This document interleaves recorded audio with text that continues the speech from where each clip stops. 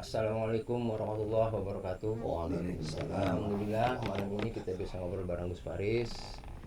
Gus, langsung saja mau tanya, bagaimana pendapat jenengan tentang berita bahwa Ketum PBNU yang akan rencananya dipanggil oleh KPK atau diperiksa oleh KPK? Tentang rencana KPK memeriksa Ketum PBNU ya, Iya. keterkaitan dengan korupsi kuota haji itu. Iya. Nah, pertama yang harus kita pahami bersama bahwa ketika KPK ini sudah menetapkan satu keputusan, maka itu indikasinya sudah ada. Seperti contoh, sekarang ini KPK berencana mengundang atau memeriksa Ketua Umum PBNU dalam kaitannya korupsi kuota haji atau apalah yang berkaitan dengan haji. Maka itu indikasinya sudah ada. Gak mungkin dong KPK manggil orang hanya sekedar manggil saja. Iya. Pasti hasil penyelidikan, hasil penelitian dan sebagainya. Nah, kalau melihat seperti itu, ya jujur sebagai warga Nahdlatul Ulama, sebagai warga Nahdiyin, ya saya merasa malu. Saya merasa malu sekali. Karena jelas ini mencoreng nama baik NU. Jelas ini mempermalukan NU. Jelas ini membuat malu NU. Itu yang pertama. Yang kedua, kalau kemudian saya ditanya, lalu bagaimana sikap jenengan Gus terhadap tindakan KPK untuk memeriksa pengurus PBNU, ketum PBNU itu? Ya saya harus mendukung, karena itu penegakan hukum, dan karena itu sudah merugikan negara.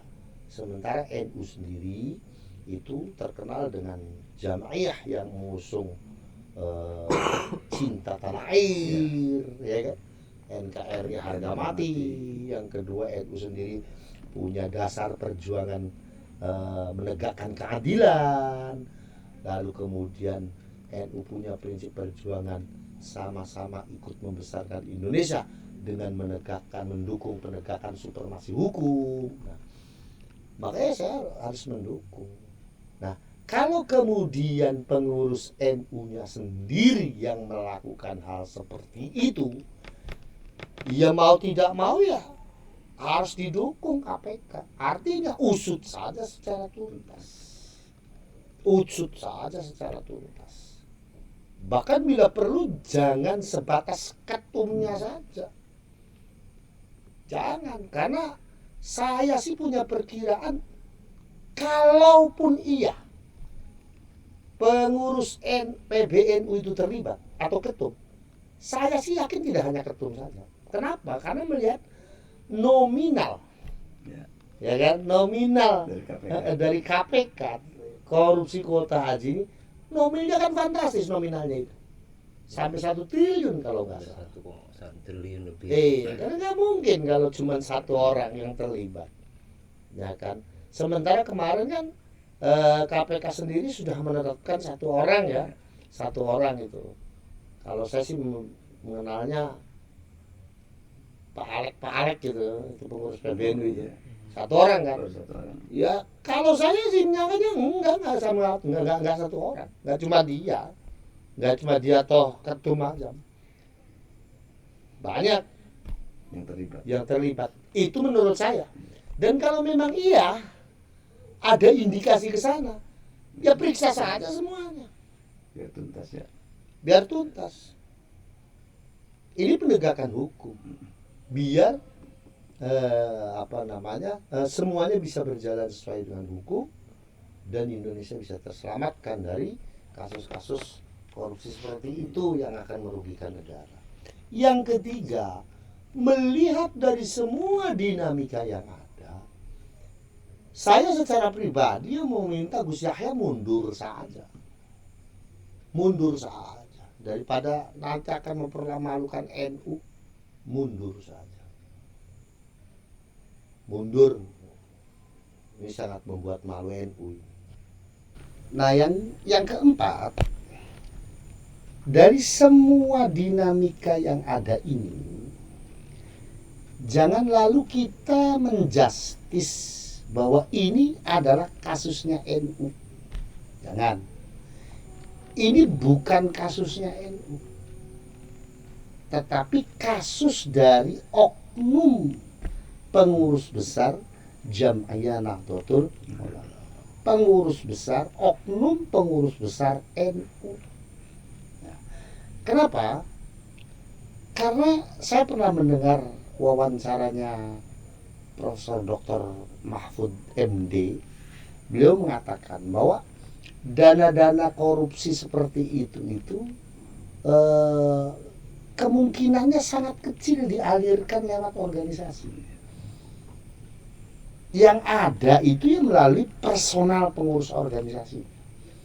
Maka saya berani mengatakan, bukan hanya berani lah, saya memastikan bahwa ini bukan kasusnya NU, tetapi ini adalah kasus dari oknum pengurus besar NU yang dalam persepsi saya tidak hanya satu orang.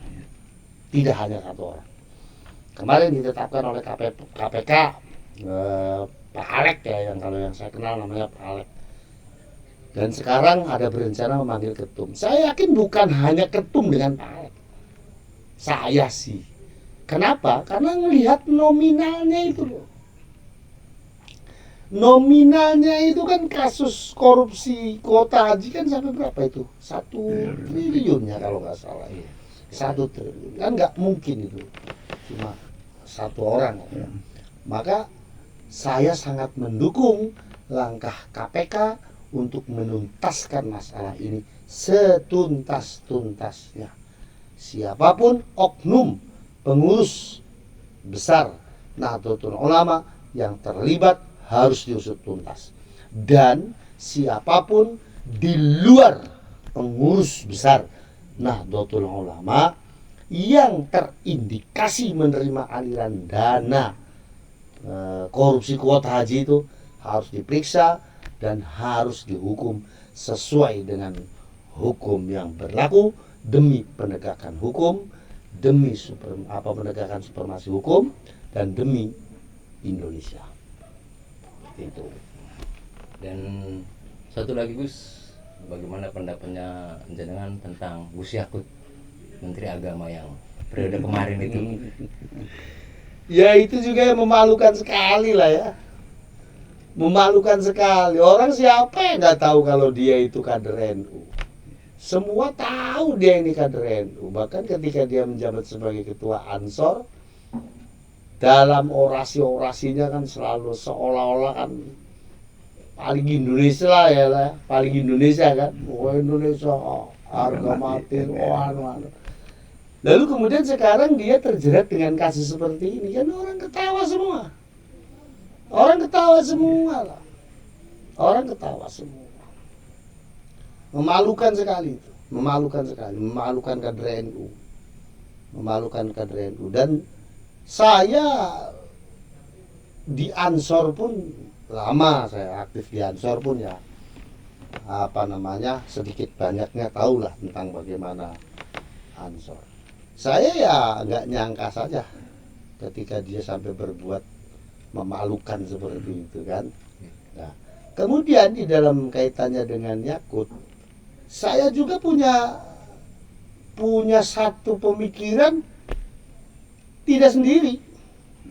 Yakut tidak sendiri. Pasti ada yang Iya pasti. Yakut nggak mungkin dong kerja di lapangan. Iya kan? Dia kan punya staf yang disebut dengan staf sus. Nah, staf sus inilah yang bermain di lapangan. Kalau saya punya prasangka seperti itu, staf sus inilah yang bermain di lapangan. Kenapa saya punya prasangka seperti itu? Karena kerap kali saya datang di satu daerah dan saya ngobrol dengan dengan orang-orang Kemenag ya. Itu banyak sekali mereka itu mengeluhkan tentang sikapnya staf susnya Yakut itu. banyak sekali yang mengeluhkan tentang sikap staf susnya Yakut itu. Ada yang bilang arogan lah, ada yang.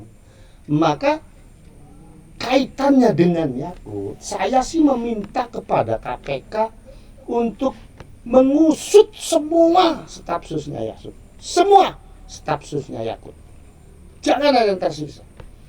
Karena dalam persepsi saya semuanya bermain. Kenapa? Karena saya kerap kali mendengarkan itu di bawah, kerap kali mendengarkan keluhan orang-orang Kemenang tentang bagaimana sikap staf susnya Yakut. Jadi saya punya persepsi Yakut itu nggak sendiri, ya wajar saja. Dan juga kalau melihat dari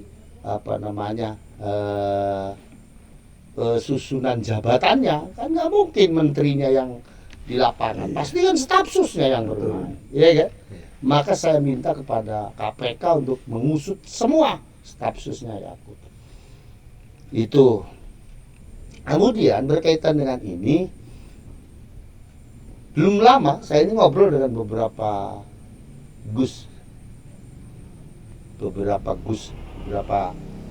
gawagis. Nah, ini ngobrolin tentang ini. Sama semua. Gus-gus pun punya persepsi yang sama dengan saya.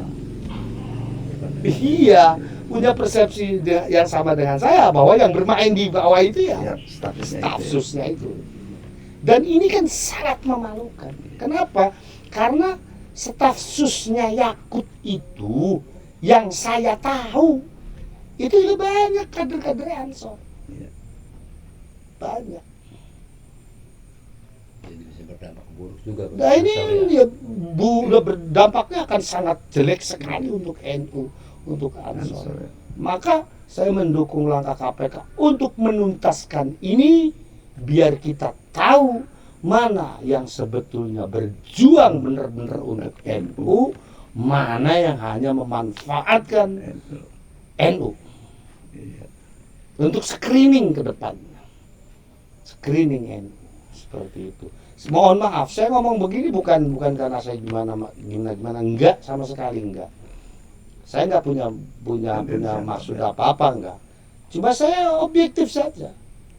Kasus ini adalah pembelajaran untuk kita orang NU agar kita bisa lebih kritis lagi dalam memilih pemimpin. Kita lebih kritis lagi dalam berjuang untuk NU. Kita harus lebih ikhlas lagi memperjuangkan NU. Seperti itu.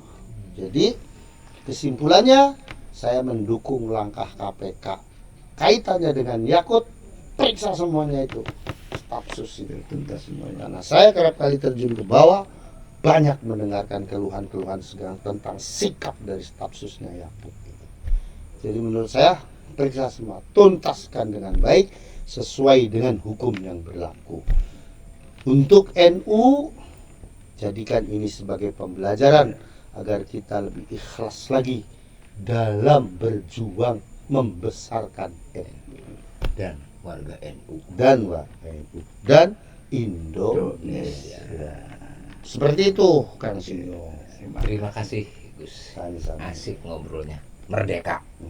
Demikian obrolan santai dengan Gus Faris. Mudah-mudahan ada hikmahnya buat kita semua. Wassalamualaikum warahmatullahi wabarakatuh.